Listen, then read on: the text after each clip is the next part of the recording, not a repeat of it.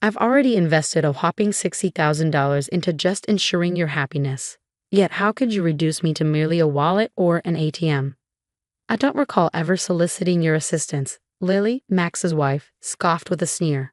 Why don't you try halting the payments if you're so bothered? After all, I'm quite the big shot. I can easily handle it myself, added Max, his tone equally dismissive. Even Max, my eldest son whom I've raised, behaves in this manner. After coercing me into covering the expenses for a $20,000 engagement party and a $40,000 wedding, they have the audacity to treat me like this. They only see me as a cash cow. I must have made a mistake in raising my son. I'll never allow them to push me around again. I've heard you loud and clear, responded Chloe. Are you sure about that? You know we won't let you see your grandchild, right? Max threatened.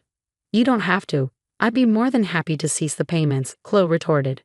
From that point on, Max and Lily experienced a swift downfall. They had been treating Chloe like a money tree. My name is Chloe. I'm 56 years old. I've been struggling alone ever since my husband passed away 12 years ago. Between my job and raising my 2 children, I've always had my hands full. I'm currently an executive at a decent company, which I've been with since before I got married. To the outside world, I guess you could call me a career woman. The children, who were high schoolers when my husband died, have now graduated college and are working. So I'm a bit relieved. I just wish they'd settle down and start their own families soon. While contemplating these thoughts, Chloe lived alone comfortably in the condominium that she used to share with her children. Then, one day, Max called her, saying, I want to introduce you to a woman I'm thinking of marrying. Delighted, Chloe agreed.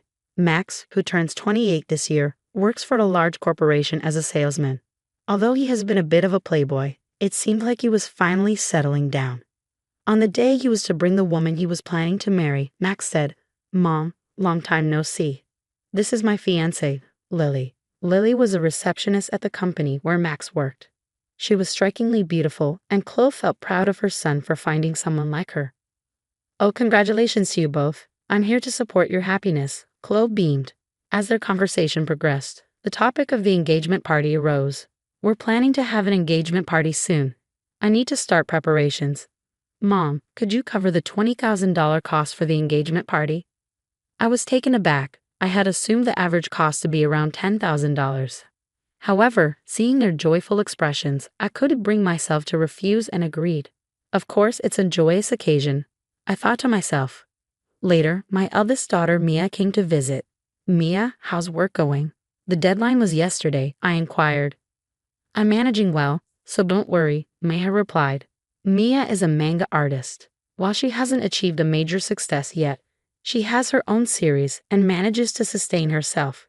She has always been talented at drawing and has a deep passion for manga, making it the perfect career choice for her. By the way, Mom, isn't Max getting married? Maya asked. Yes, he came by the other day with his fiancée Lily to introduce her. They've asked for $20,000 for the engagement party, I explained. Wow, $20,000 is quite a hefty sum, Maya remarked. It's not just for the party. Apparently, they're planning to allocate it for their wedding funds, and as tokens of appreciation, I clarified. On the day of the engagement party, I handed them the promised $20,000. Both Lily and her parents looked overjoyed. We'll use this to begin our new life together, they exclaimed as they tucked away the money. There were no gestures of gratitude as I had anticipated, but I reassured myself that this was customary for engagement parties. As long as they could embark on a happy marriage, I reasoned it was worthwhile. However, a few days later, Max dropped a bombshell. I've won a grand wedding with numerous guests and connections invited, perhaps around 250 people, he announced excitedly. That sounds splendid, I replied. And with that, Mom, I'd like to ask you to cover the upfront costs of the wedding, Max requested. I was taken aback by the request. I had always believed that weddings were primarily funded by the couple themselves. I'm counting on you, Mom, Max insisted. It's pretty standard for parents to pay for the wedding. But didn't I already contribute a significant sum for the engagement party? I questioned. Lily's parents are frail and unable to contribute, and I'll make sure you're reimbursed for the wedding gift, Max assured me. Reluctantly, I opened the bill Max had brought. To my shock, the amount was $40,000. The idea of such a hefty upfront cost made my head spin. How extravagant of a wedding are they planning? I wondered aloud. Wait a minute, isn't this a bit excessive? Why not have a wedding within your means? I suggested. It's a once-in-a-lifetime event and Lily doesn't want to compromise. Plus, don't you want Lily's parents to see how happy she is? Max countered, cornering me. Feeling pressured, I couldn't bring myself to refuse. All right, it's indeed a joyous once-in-a-lifetime occasion, I conceded. Seeing my consent, Max smiled and thanked me before leaving the room. Later, I transferred the upfront cost of $40,000 to the wedding venue. It was difficult to part with the money I had been saving for my retirement, but I reassured myself that it was for my child's happiness. 2 months later, on the wedding day, the venue was more luxurious than I had anticipated. Mia and I arrived early in the morning to change into our dresses and get our hair done. As I approached the bride and groom's dressing room to knock, I overheard their conversation. I can't believe we're able to have such an extravagant wedding. All thanks to Mom, Lily exclaimed. Absolutely, and she even gave us $20,000 for the engagement party. I even managed to buy a new bag. What a great wallet, more like an ATM. Let's keep withdrawing from it, Max, Lily joked. That's a bit mean, Max replied, but Lily continued, ignoring his protest. Stunned, Mia and I continued to listen as Lily gleefully said, if we ask her, she'll probably cover the rest of the wedding costs, right? Of course she will. Leave it to me. Then let's use the wedding gift for a honeymoon trip to Hawaii. And of course, we'll take my parents along. How about buying the high-rise apartment for our new home? That sounds perfect. Let's get my mother to cover the cost. She does have the money after all. The hand I raised to knock on the door was trembling. Mia held my shoulder and led me away from the door. Breathing slowly, I took Mia's hand that rested on my shoulder and said, Mia, there's something I need you to look into when the ceremony starts. Of course, Mom. Leave it to me, Mia reassured me. And so Max and Lily's wedding began. Throughout the ceremony, their vows in the chapel, and the toast at the start of the reception, all I could think about was the conversation the two of them had earlier. Presenting the groom's mother, Chloe, even as the MC introduced me and a spotlight fell on me, all I could muster was a bow. Mia, who had been making the rounds toasting, came back to me. Mom, I checked with Lily's relatives. Both of her parents are perfectly healthy. That's horrible. We need to confront them. I'll be right there with you, I assured Mia. As Mia said this, it was time for the first wardrobe change. Lily exited first, then it was Max's turn. Now the groom will exit, escorting him is his mother, Chloe, who raised him single-handedly, the MC announced. Called upon, I walked down the aisle to meet Max. A little tipsy, Max was in high spirits, announcing into the MC's microphone. This is my amazing mom. Keeping a straight face, I acknowledged the cheers from the crowd. I walked beside Max as we exited the hall and headed straight to the dressing room. Mia was already there, and she spoke to Max. Max, there's something I need to ask you. What is it, sis? Make it quick.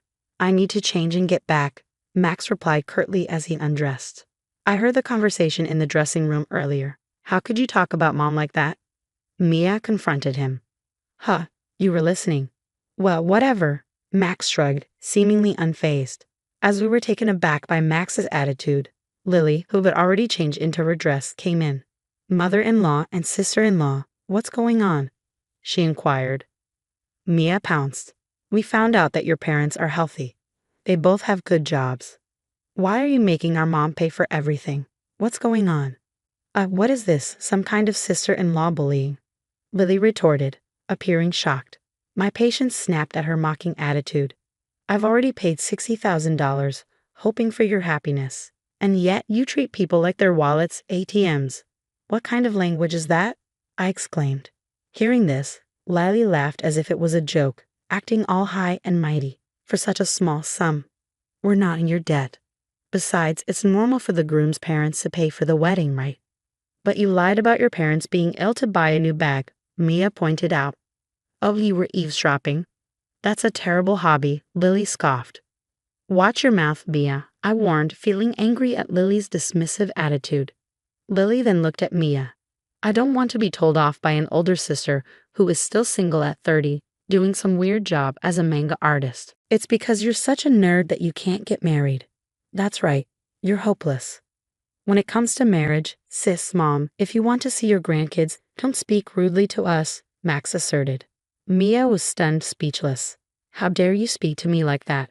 I tried to scold them, but Max laughed and responded, if you're going to talk like that, try stopping the payments. After all, I'm in a light. I can easily handle it. Well, it'll be a shame to lose the cash cow, Lily chimed in. I had already paid $20,000 for the engagement party and $40,000 for the wedding. And this is how they repay me. No gratitude, only cruelty. I must have gone wrong somewhere in raising my son. I'd had enough. I wouldn't be manipulated by them anymore. I've heard all you have to say. Are you sure about that? If you don't listen to us, you won't see your grandchild. Max threatened. But I firmly responded, that's fine. You don't need to bring him over. I'll gladly stop the payments. Max and Lily just stared at me, stunned. I'm severing our ties here. I wish you all the best with that, I declared, taking Mia's hand as we left the venue. The joyous noise of the reception was still audible as we departed. A month later, as Mia and I were enjoying some tea at home, the intercom rang with a shrill tone. Oh, Mom, it's Max. What should we do? Mia asked. Let him in, dear, I replied. Max, whom I hadn't seen in a month, looked remarkably worn and tired. Why the sudden visit, Max? I inquired. Mom, you must have received the bill for the wedding venue by now. Why haven't you paid? Max asked. Huh? Oh, the bill for the remaining balance. It was $45,000, right? It arrived, but I have no obligation to pay it, I stated firmly. Don't be like that. In the end, we didn't receive many wedding gifts and couldn't pay the bill, so now we're in debt, Max confessed. At that, Mia laughed and commented, from what I overheard at the wedding. It seems you two have quite a bad reputation. You, Max, have been throwing your weight around at work, doing haphazard jobs, and Lily, you've been putting down other women, flaunting your looks in marriage.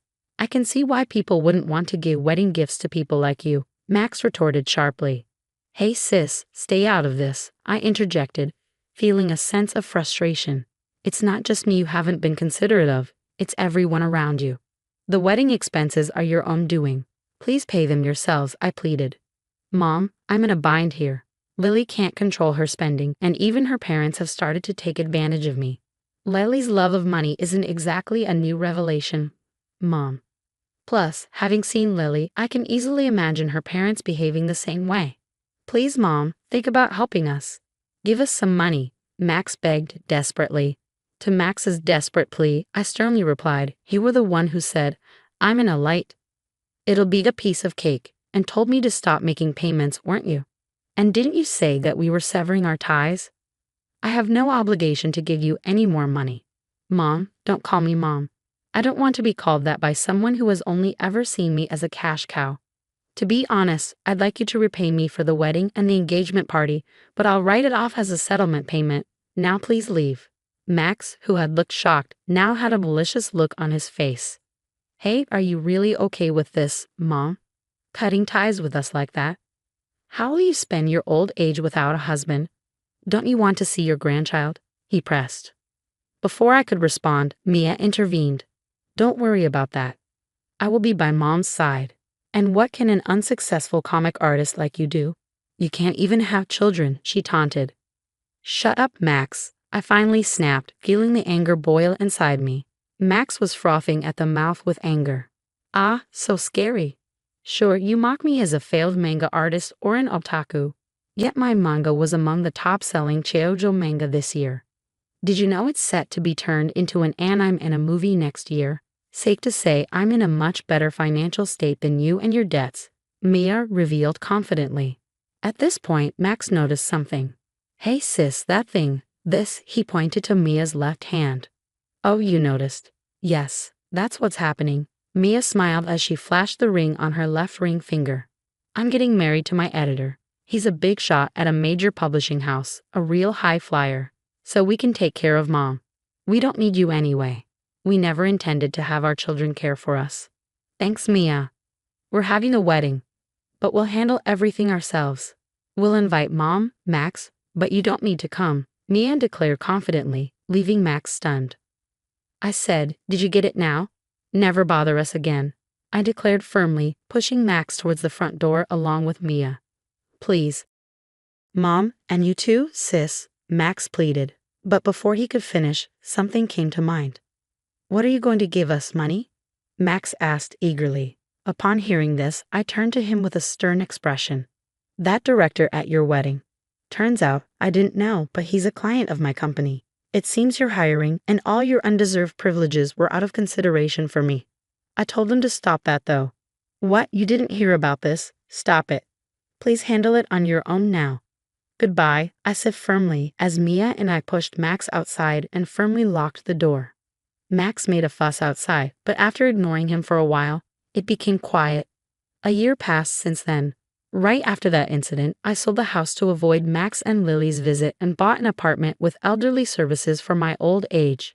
According to a neighbor from my condo, Max and Lily showed up and created a scene, asking why I wasn't there.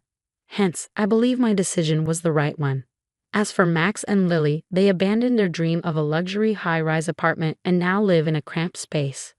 Max, it seems, was demoted after his actions were reviewed. Perhaps hurt from falling from his elite status, Max worsened his attitude towards others. It's surprising he's not fired yet. Lily, who quit her job upon marriage, continued to splurge for a while, but their funds quickly ran out.